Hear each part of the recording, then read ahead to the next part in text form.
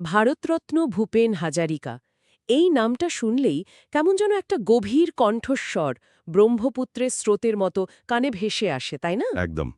একটা কিংবদন্তি কণ্ঠস্বর। কিন্তু তিনি কি শুধুই একজন গায়ক ছিলেন? আজকের আলোচনায় আমরা যে প্রবন্ধটাকে ভিত্তি করে কথা বলছি, ডক্টর রাহুল এস খারাটের লেখা, সেখানে ভূপেন হাজারিকার জীবনের এমন অনেক দিক তুলে ধরা হয়েছে যা হয়তো আমাদের অনেকেরই জানা নেই। হ্যাঁ, আর এখানটাতেই ব্যাপারটা খুব আকর্ষণীয় হয়ে ওঠে। আমরা তাকে সুধাকণ্ঠ বলি, কিন্তু তার পরিচয়টা যে এর চেয়েও কত বড়। অনেক বড়। তিনি একাধারে কবি, সুরকার, চলচ্চিত্র নির্মাতা, একজন চিন্তাবিদ। খারাটের প্রবন্ধ আমাদের সেই যাত্রাপথটা বুঝতে সাহায্য করে। আমরা আসলে বোঝার চেষ্টা করব কিভাবে আসামের সাদিয়া নামের এক ছোট্ট শহরের একজন শিল্পী গোটা ভারতের, এমনকি বিশ্বের মানুষের কণ্ঠস্বর হয়ে উঠলেন। আমাদের আজকের উদ্দেশ্য তো শুধু ঘটনাগুলো পরপর বলা নয়, তাই না? না। বরং ওই ঘটনাগুলোর ভেতরে সংযোগটা খুঁজে বের করা। মানে কিভাবে তার ছোটবেলার শোনা লোকগান আমেরিকার নাগরিক অধিকার আন্দোলনের সঙ্গে জুড়ে গেল, সেই গল্পটাই আমরা বলবো। দারুণ। তার মানে আমরা শুধু তথ্য জানব না, তার শিল্পী হয়ে ওঠার পেছনের যে দর্শন, সেটাকেও ছুঁয়ে দেখার চেষ্টা করব। চলুন তাহলে শুরু করা যাক। হুম। এই কিংবদন্তির বেড়ে ওঠার গল্প দিয়েই শুরু করি। ভূপেন হাজারিকার যাত্রার শুরুটা তো তার পরিবার আর শৈশব দিয়ে। ১৯২৬ সালে আসামের সাদিয়ায় জন্ম। প্রায় শোনা যায় যে বড় শিল্পীদের বেড়ে ওঠার পরিবেশে শিল্পের একটা ছোঁয়া থাকে। তার ক্ষেত্রে এটা কতটা সত্যি ছিল? ওহ, একেবারে খাঁটি সত্যি। তার পরিবার, বিশেষ করে তার মা শান্তিপ্রিয়া হাজারিকা, বলা যায় তার প্রথম গুরু ছিলেন। তিনি কিন্তু শুধু দোলনা গান বা সাধারণ লোকসঙ্গীত শেখাননি। আচ্ছা। তিনি ভূপেনের কানের মধ্যে, একেবারে মনের গভীরে, অসমীয়া সংস্কৃতির মূল সুরটা ঢুকিয়ে দিয়েছিলেন। আর এই সুরগুলো কিন্তু, ধরুন, বোরগীত।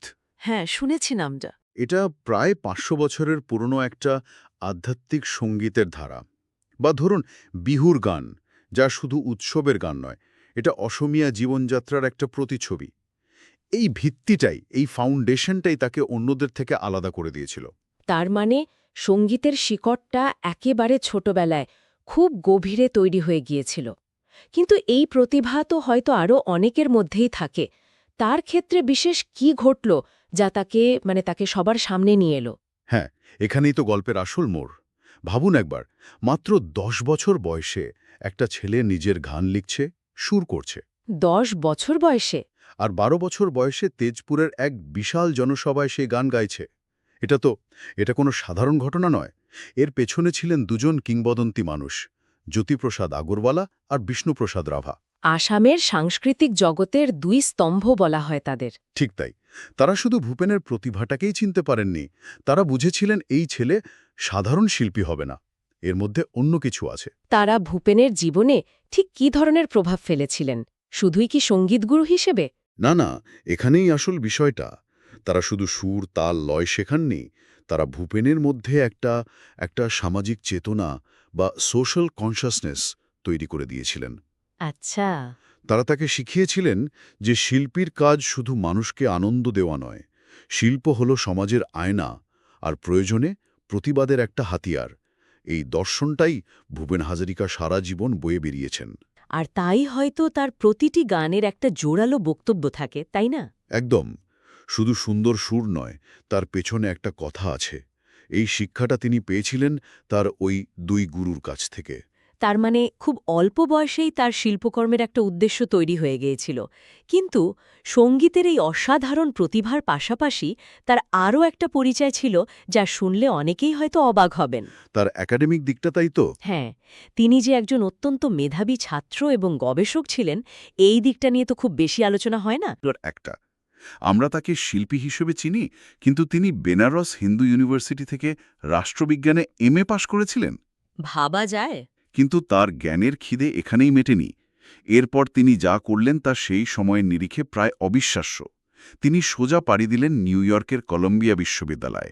আমি যখন প্রথমবার জেনেছিলাম যে তিনি কলম্বিয়া বিশ্ববিদ্যালয় থেকে পিএইচডি করেছেন, আমি সত্যিই অবাক হয়েছিলাম।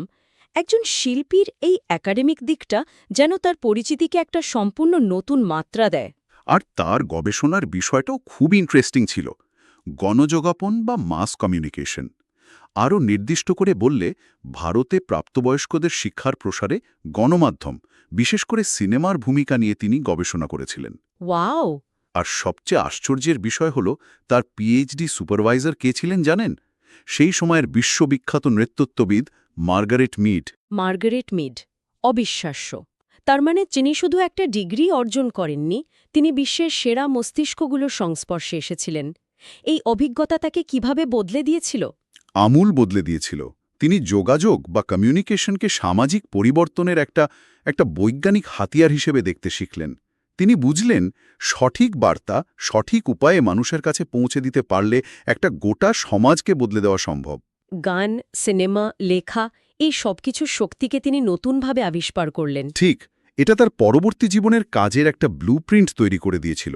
আর আমেরিকার সেই সময়টাও তো খুব উত্তাল ছিল, মানে 40-এর দশকের শেষ, 50-এর শুরু। একদম, ওটা ছিল আমেরিকার কৃষ্ণাঙ্গ মানুষদের নাগরিক অধিকার আন্দোলনের সময়। তিনি নিজের চোখে দেখছিলেন বর্ণবিদ্বেষের বিরুদ্ধে লড়াই।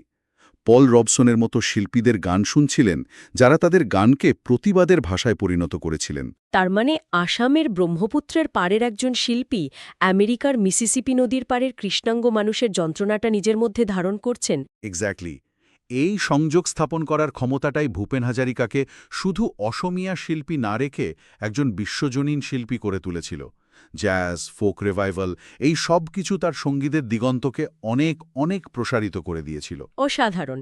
তার মানে তার শৈশবের অসবিয়ান লোকসঙ্গীতের ভিত্তি আর আমেরিকার আধুনিক গণ আকাপন ও সামাজিক আন্দোলনের অভিজ্ঞতা, এই দুয়ের মিশ্রণেই তৈরি হয়েছিল শিল্পী ভূপেন হাজারিকা। চলুন এবার আরেকটু গভীরে প্রবেশ করি।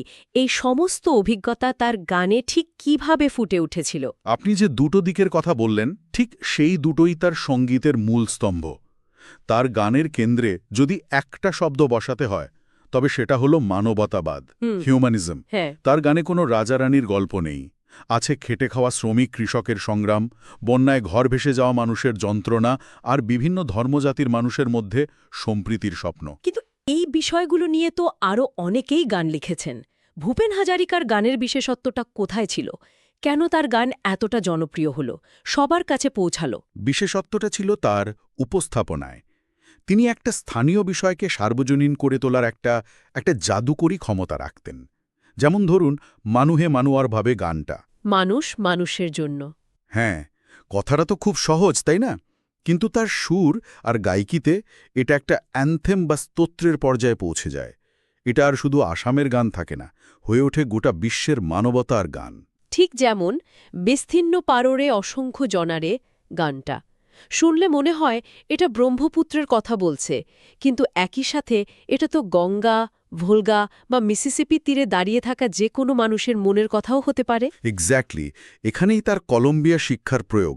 তিনি জানতেন কিভাবে একটা স্থানীয় অনুভূতিকে এমনভাবে প্যাকেজ করতে হয় যাতে তা ভৌগোলিক সীমানা পেরিয়ে সবার কাছে পৌঁছায়। আচ্ছা। এমনকি যখন তিনি বলিউডের জন্য দিল হুম হুম করের মতো জনপ্রিয় গান তৈরি করছেন, তার মধ্যেও কিন্তু তার অসমীয়া লোকসঙ্গীতের শিকড়টা খুব স্পষ্ট। তিনি কখনো তার মাটির গন্ধ ভোলেননি। আর এই বার্তাটা ছড়িয়ে দেওয়ার জন্য তিনি ভাষার ব্যবহারও করেছিলেন খুব সচেতনভাবে, তাই না? তিনি তো শুধু অসমীয়া বা বাংলায় গান করেননি। হ্যাঁ, এবং এটা তার দূরদৃষ্টির পরিচয়। অসমীয়া, বাংলা, হিন্দি তো ছিলই। এর পাশাপাশি তিনি ইংরেজি, নেপালি, তামিল সহ উত্তর পূর্ব ভারতের একাধিক জনজাতীয় ভাষায় গান গেয়েছেন। এর কারণ কি ছিল? কারণটা খুব সহজ।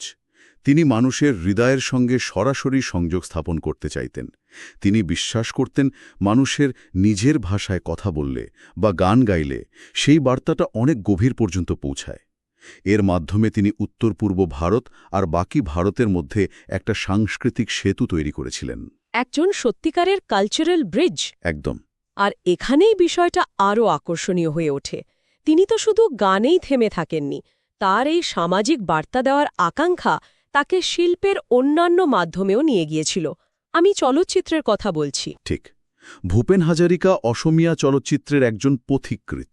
তিনি একাধারে পরিচালক, চিত্রনাট্যকার, সুরকার, প্রযোজক সব ভূমিকায় কাজ করেছেন। এবং তার চলচ্চিত্রগুলোও নিশ্চয়ই। তার গানেরই সম্প্রসারণ ছিল। তিনি সিনেমাকে শুধু বিনোদনের মাধ্যম হিসেবে দেখেননি, বরং সমাজকে একটা বার্তা দেওয়ার প্ল্যাটফর্ম হিসেবে ব্যবহার করেছেন। তার সিনেমার বিষয়বস্তু কেমন ছিল সেগুলোও কি তার গানের মতোই মানবতাবাদী ছিল? হ্যাঁ, প্রায় একই দর্শন।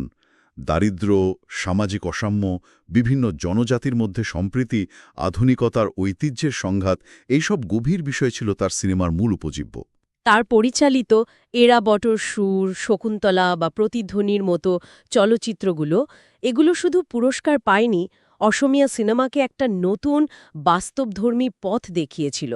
তার মানে তিনি গান এবং সিনেমার মাধ্যমে যা বলতেন, নিজের জীবনেও কি তা বিশ্বাস করতেন? মানে তিনি কি সামাজিকভাবে সক্রিয় ছিলেন? ও অবশ্যই, তিনি কখনো নিজেকে সমাজ থেকে বিচ্ছিন্ন করে আইভরি টাওয়ারের শিল্পী হিসেবে ভাবেননি। শিল্পচর্চার পাশাপাশি তিনি সরাসরি সামাজিক এবং রাজনৈতিক ক্ষেত্রেও অত্যন্ত সক্রিয় ছিলেন। যেমন পেয়েছেন, উত্তর পূর্ব ভারতে শান্তি প্রতিষ্ঠার জন্য তিনি সবসময় সোচ্চার ছিলেন। তার মানে তার জীবন দর্শনটাই ছিল শিল্প আর সমাজকে একসঙ্গে নিয়ে এগিয়ে যাওয়া। ঠিক তাই। তার কাছে শিল্প আর জীবন আলাদা ছিল না। শিল্পী হিসাবে সমাজের প্রতি তার একটা দায়বদ্ধতা আছে, এই বিশ্বাসটা তিনি তার গুরুদের কাছ থেকে পেয়েছিলেন এবং সারা জীবন তা পালন করে গেছেন। তাহলে এই দীর্ঘ আলোচনার পর আমরা যদি ভূপেন হাজারিকার জীবনটাকে দেখি, মূল বিষয়টা কি দাঁড়ালো? আসামের এক গ্রামের শিশু প্রতিভা থেকে শুরু করে একজন বিশ্বমানের সাংস্কৃতিক দূত, এই যাত্রাটা সত্যিই অবিশ্বাস্য। ভারতরত্ন, দাদার সাহেব ফালকে, এই সম্মানগুলো যেন তার সেই যাত্রারই স্বীকৃতি। অবশ্যই, কিন্তু তার আসল উত্তরাধিকার এই পুরস্কারগুলোর চেয়েও অনেক বড়। তার লেগেসি শুধু তার অমর গানের মধ্যে সীমাবদ্ধ নয়, তিনি তার কাজের মাধ্যমে আমাদের শিখিয়েছেন যে শিল্প আর সংস্কৃতি কিভাবে সমস্ত বিভেদ, সমস্ত দেয়াল ভেঙে দিয়ে মানুষকে এক করতে পারে। হ্যাঁ, তার সঙ্গীত আজও আমাদের মনে করিয়ে দেয় যে এই বিভাজিত বিশ্বে একে অপরের প্রতি সহানুভূতি এবং ঐক্যই আসলে প্রগতির একমাত্র পথ। তিনি ছিলেন সেই সেতু যা ভিন্ন ভিন্ন মানুষ আর ভিন্ন ভিন্ন সংস্কৃতিকে এক সুতোয় বেঁধেছিল। এই আলোচনা শেষে একটা প্রশ্ন মাথায় আসছে। ভূপেন হাজারিকা আমেরিকার নাগরিক অধিকার আন্দোলনের গান, বিশেষ করে পল রবসনের ওল্ড ম্যান রিভার দ্বারা গভীরভাবে অনুপ্রাণিত হয়ে বিস্তীর্ণ পারোরে বা গঙ্গা আমার মার মতো গান তৈরি করেছিলেন। হ্যাঁ, এটা একটা গুরুত্বপূর্ণ দিক। তিনি কিন্তু গানটা হুবহু নকল করেননি, বরং তার ভাবটাকে নিয়ে নিজের সংস্কৃতির আঙ্গিকে একটা নতুন সৃষ্টি করেছেন। তো আমাদের শ্রোতাদের জন্য আমার শেষ ভাবনার বিষয়টা হলো, ভূপেন হাজারিকার এই কাজ আমাদের কি শেখায়? কিভাবে একটা স্থানীয় সংস্কৃতির সুর, একটা স্থানীয় নদীর যন্ত্রণা বিশ্বব্যাপী মানুষের মুক্তির আকাঙ্ক্ষার সঙ্গে মিশে যেতে পারে? আর যখন এমনটা হয়, তখন কি সে শিল্পটা তার ভৌগোলিক সীমানা ছাড়িয়ে এক নতুন, আরও শক্তিশালী এবং সার্বজনীন অর্থ তৈরি করে না? এটা নিয়ে ভাবা যেতে পারে।